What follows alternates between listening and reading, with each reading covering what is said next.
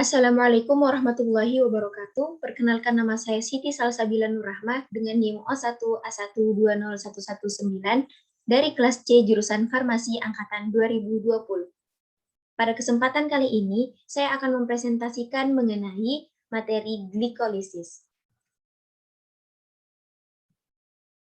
Yang pertama, apa itu glikolisis?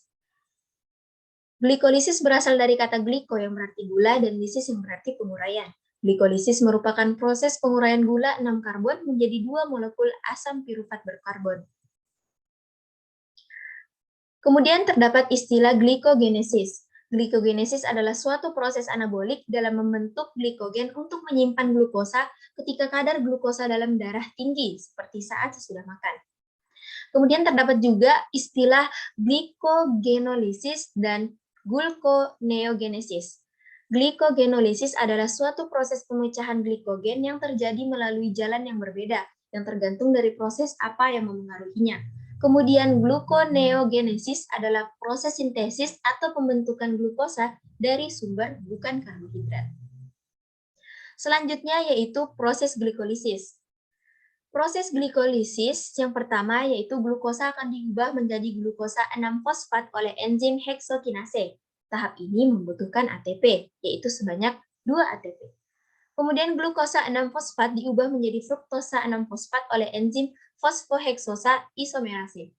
Yang tahap ketiga yaitu fruktosa 6-fosfat diubah menjadi fruktosa 1,6 bifosfat oleh enzim fosfofruktokinase dan tahap ini membutuhkan ATP. Fruktosa 1,6 bifosfat dipecah menjadi gliseraldehida 3-fosfat dan dihidroksi aseton fosfat oleh enzim aldolase. Tahap kelima, satu molekul dihidroksi asetan fosfat yang terbentuk diubah menjadi gliseraldehida 3-fosfat oleh enzim triosa fosfat isomerase.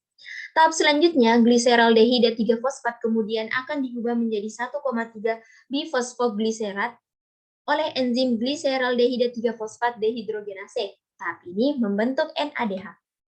1,3 bifosfogliserat akan diubah menjadi 3 fosfogliserat oleh enzim fosfogliserat kinase. Tahap ini menghasilkan ATP, yaitu sebanyak 4 ATP. 3 fosfogliserat akan diubah menjadi 2 fosfogliserat oleh enzim fosfogliserat mutase.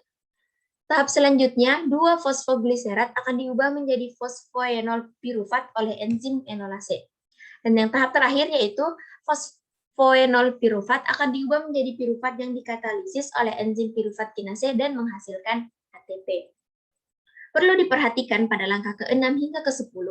Langkah-langkah tersebut terjadi 2 kali karena terbentuk 2 gliseraldehida 3-fosfat dari pemecahan fruktosa 1,6 bifosfat. Oleh karena itu, 2 molekul gliseraldehida 3-fosfat masing-masing akan menjalani langkah 6 hingga 10 tersebut. Hasil akhir dari glikolisis adalah yaitu 2 molekul asam pirufat dengan 2 ATP dan 2 NADH. Selanjutnya itu siklus Krebs. Siklus Krebs adalah serangkaian reaksi kimia yang terjadi pada sel hidup untuk menghasilkan energi dari asetil-CoA, perubahan dari asam pirufat hasil glikolisis. Siklus Krebs sendiri merupakan salah satu tahap respirasi anaerob, yaitu proses menghasilkan energi di mana dalam prosesnya membutuhkan oksigen. Langkah-langkah siklus Krebs tahap yang pertama yaitu sitrat sintase. Proses yang berlangsung di tahap ini dikenal dengan hidrolisis. Pada tahap ini terjadi penggabungan molekul asetil-CoA dengan oksaloasetat membentuk asam sitrat dibantu oleh enzim asam sitrat sintase. Tahap kedua yaitu isomerase sitrat. Pada tahap ini, asam sitrat yang sudah terbentuk diubah menjadi isositrat dengan bantuan enzim aquatinase yang mengandung Fe2+. Tahap ketiga yaitu isositrat dehydrogenase. Berlangsung proses dekarboksilasi atau perombakan pertama sekali. Isositrat yang terbentuk pada tahapan sebelumnya dioksidasi menjadi oksalosuksinat yang terikat enzim oleh enzim isositrat dehidrogenase. Selain itu, pada tahap ini, isositrat juga diubah menjadi alfa-ketoglutarate enzim yang sama dan dibantu NADH. Kemudian tahap keempat yaitu alfa-ketoglutarat dehidrogenase kompleks. Dalam tahap ini terjadi proses pengubahan alfa-ketoglutarat menjadi suksinil-CoA oleh enzim alfa-ketoglutarat dehidrogenase kompleks.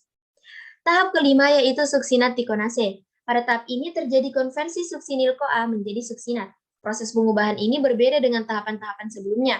Pada tahap ini, proses konversi tidak hanya dibantu oleh enzim saja, melainkan juga memerlukan Mg2+ atau magnesium 2+ dan GDP yang dengan fosfat akan membentuk GTP. GTP inilah yang akan dirubah sebagai ATP sehingga menjadi energi yang dibutuhkan jaringan.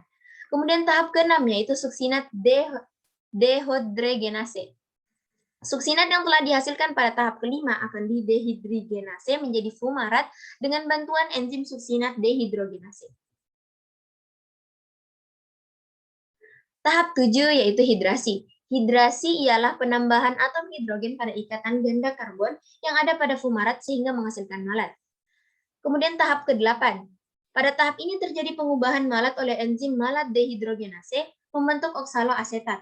Oksaloasetat ini berperan untuk menangkap asetil-CoA sehingga proses siklus Krebs dapat berlangsung kembali. Untuk mencukupi kebutuhan energi, siklus Krebs harus berlangsung 2 kali. Hal tersebut karena reaksi oksidasi pada molekul glukosa untuk sekali proses siklus Krebs hanya menghasilkan 2 molekul asetil-CoA.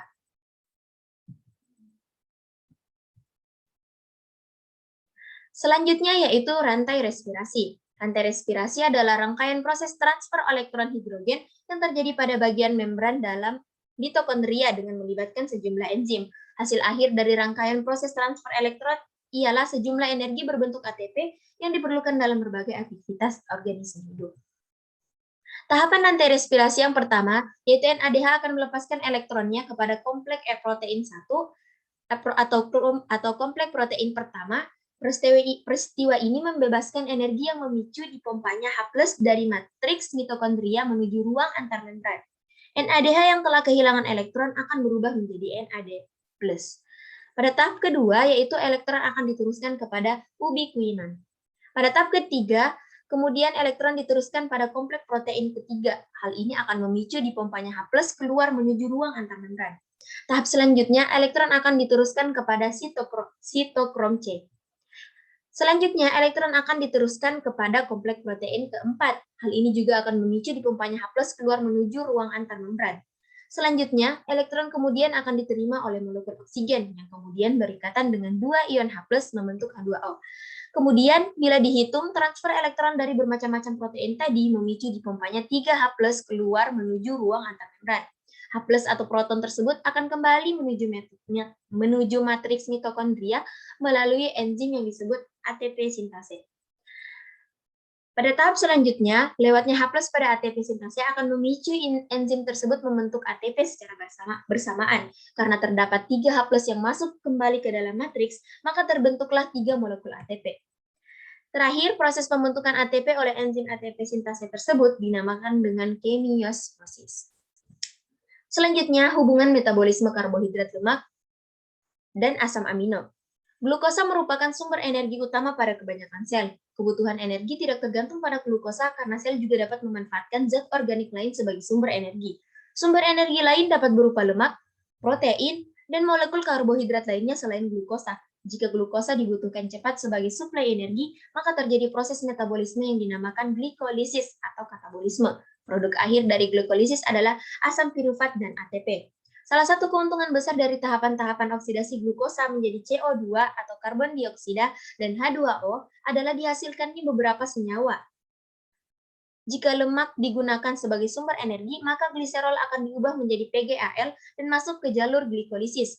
Asam lemak juga akan diubah menjadi asetil-CoA sehingga masuk ke jalur respirasi untuk dioksidasi di dalam mitokondria.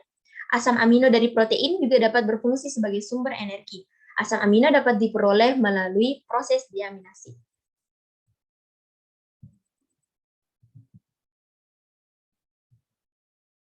Selanjutnya yaitu proses glikolisis aerob energi yang dihasilkan satu glukosa.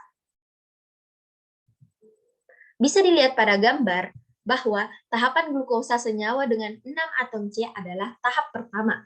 Proses glikolisis dengan ATP dan NADH membentuk asam pirufat senyawa, yaitu senyawa dengan 3 atom C. Tahap selanjutnya adalah proses dekarboksilasi oksidatif. yang menghasilkan NADH membentuk asetil koenzim A. Setelah terbentuk asetil koenzim A, proses selanjutnya adalah siklus Krebs membentuk asam oksaloasetat dan asam sitrat. Keduanya mengalami reaksi yang bolak-balik. Yang paling terpenting adalah ATP, NADH, FDH, FADH2, GTP atau ATP membentuk rantai transportasi elektron respirasi. Dari proses ini akan menghasilkan energi yaitu sebanyak 38 ATP. Selanjutnya itu proses glikolisis anaerob, energi atau ATP yang dihasilkan satu glukosa. Glikolisis adalah reaksi pemecahan molekul karbohidrat yang memiliki 6 karbon menjadi 2 bagian. Tahapannya adalah sebagai berikut. Tahapan memerlukan energi, yaitu urutannya yakni glukosa 6 fosfat, glukosa kemudian berubah menjadi glukosa 6 fosfat, kemudian diubah menjadi fruktosa 6 fosfat, lalu diubah menjadi fruktosa 1,6 fosfat. Pada tahapan ini terdapat 2 kali penambahan fosfat yang berasal dari ATP. Tahapan yang kedua yaitu tahapan pemecahan tahapan pemecahan atom karbon. Urutannya adalah fruktosa 1,6 fosfat diubah menjadi fosfogliseraldehid atau PGA. Pada langkah ini atom karbon yang semula berjumlah 6 dipecah menjadi 2 sehingga masing-masing menjadi senyawa dengan 3 karbon. Tahapan yang ketiga yaitu tahapan pelepasan energi. Pada tahapan ini terjadi pelepasan energi berupa ATP. Kunci penting di sini dimulai dari fosfogliseraldehid, yaitu terjadi penambahan fosfat anorganik dan menghasilkan NADH. Fosfogliseraldehid diubah menjadi 1,3 fosfogliserat yang memiliki 2 fosfat. Ketika kedua fosfat tersebut dilepaskan, maka akan membentuk energi ATP. Hasil glikolisis anaerob berupa 2 ATP. Awalnya 4, namun dikurangi 2 untuk tahapan memerlukan energi, dan 2 senyawa NADH. Namun akan habis karena membutuhkan 2 NADH untuk mengubah 2 asetil-CoA menjadi 2 asam laktat. Itu saja penjelasan atau pemaparan materi mengenai glikolisis dari saya. Kurang dan lebihnya mohon dimaafkan. Wabillahi taufiq wal hidayah. Wassalamualaikum warahmatullahi wabarakatuh.